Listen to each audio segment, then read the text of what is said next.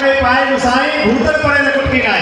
Late करके साष्टांग संतों को प्रणाम किया है और भक्तों को भी कर रहे हैं, क्योंकि आप सबका भी सहयोग चाहिए। और सामने संत उनको भी महाराज जी प्रणाम कर रहे हैं। आप सब आशीर्वाद देने की कृपा करें।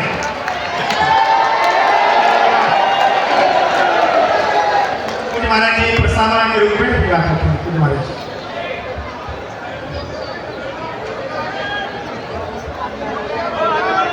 वसुदेव सुतं देवं कंसाडूर्मर्दनं देवकी परमानंदं कृष्णं वंदे जगद्गुरुं। वंदे महापुरुष से चरणारविंदं। मंच पर उपस्थित संत महामंडलेश्वर जगद्गुरु भगवान अभी पधार रहे हैं, शंकराचार्य भगवान अभी पधार रहे हैं,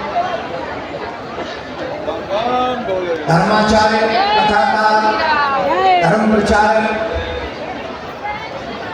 अखाड़ा परिषद के हमारे अध्यक्ष महोदय महाराज जी का बड़ा स्नेह हमारे साथ है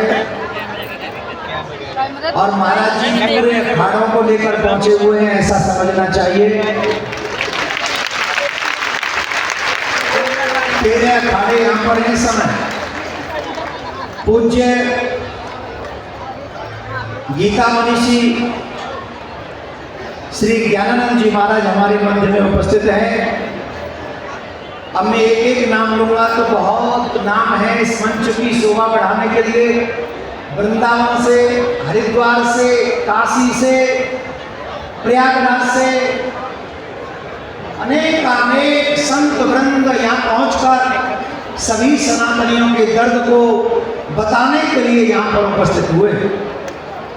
अभी मैं अपनी बात को ज़्यादा बड़ी नहीं करूँगा, सिर्फ जिस विषय पर हम सभी को ध्यान देना है, संतों का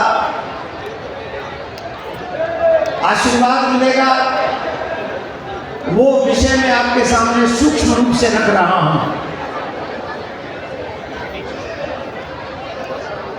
वो विषय है वर्तमान समय में हम सबके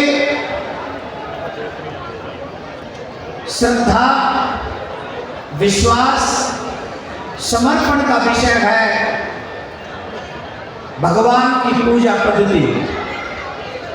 चाहे भगवान राम हो, चाहे भगवान कृष्ण हो, चाहे शिव हो, चाहे हनुमान जी हो, चाहे देवी माँ हो, चाहे गणेश जी हो, अनेक अनेक रूपों में भगवान की पूजा हमारे यहाँ की जाती है। लेकिन वर्तमान युग में अधिकांश पत्रकार बंधुओं ने हमसे पूछा, सनातन बोर्ड की आवश्यकता क्यों पड़ रही है आपको? सभी सनातनियों का भी ध्यान चाहूंगा और सभी मंचासीन जितने भी धर्माचार्य हैं उनका भी ध्यान 2 मिनट के लिए चाहूंगा। हम सबसे पूछा जा रहा है कि सनातन बोर्ड की मांग क्यों कर रहे हैं आप? क्या आवश्यकता है?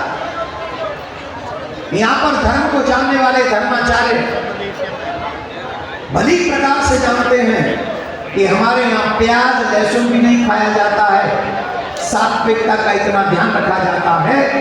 लेकिन हमारे सनातनी मंदिर क्योंकि सरकारों के अंडर में है, अभी कुछ समय पूर्व हमें संदेश मिला, हम सबको न्यूज़ों के माध्यम से पता चला, एजेंसियों ने भी जांच करके बताया कि तिरुपति बालाजी के मंदिर के प्रसाद में पशुओं की चर्बी भी प्राप्त हुई है। अब हम आपसे जानना चाहते हैं, क्या ये सनातनी पशुओं की चर्बी खाने के लिए तैयार हैं? जोर से बोलिए, तैयार है? आप बताइए, तैयार है? ये दोबारा घटना न घट सके, इसके लिए हमें सनातन बोर्ड चाहिए।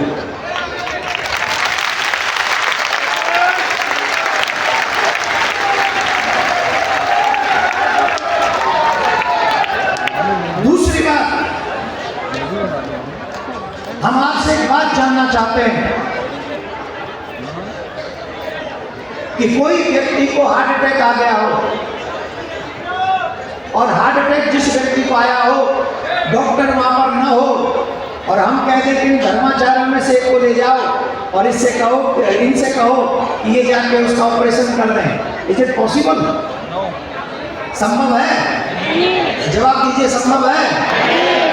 तो जब एक धर्माचार्य किसी का ऑपरेशन नहीं कर सकता तो सरकारी ऑफिसर हमारे मंदिर की व्यवस्था कैसे कर सकता है जिसे का खा गा भी नहीं पता?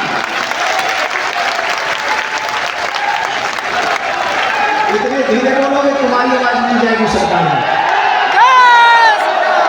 इतना जोर से बोलोगे सरकार तक पहुंचेगा, समाज तक पहुंचे हमारी आवाज। और जोर से बोलना पड़ेगा, और जोर से बोलना पड़ेगा। नहीं, बैठ के बोलना, खड़े होकर नहीं बोलना। जो खड़े हैं वो अव्यवस्था कर रहे हैं और जो बैठे वो सच्चे सनातनी है। आज बैठ जाइए पूरे दिन और इतना जम के बैठिए। जो लोग बैठे हैं, अब मुझे नाम नहीं लेना है, वो हमारी आवाज को सुने बगैर न रह सके। उन्हें हमारी आवाज सुननी पड़ेगी, पूरी सुननी पड़ेगी। दूसरा, अगर सनातन बोर्ड का गठन होगा तो गुरुकुलम परंपराएं जो नष्ट हो चुकी है उन्हें जागृत किया जाए। हमारी गौ माता, गौशालाएं, जो गौ माता इतना दुख पा रही है, वो गौ माता की सेवा गौशालाएं बनाई जाएंगी। और जो लोग धन के अभाव में धर्म परिवर्तन कर रहे हैं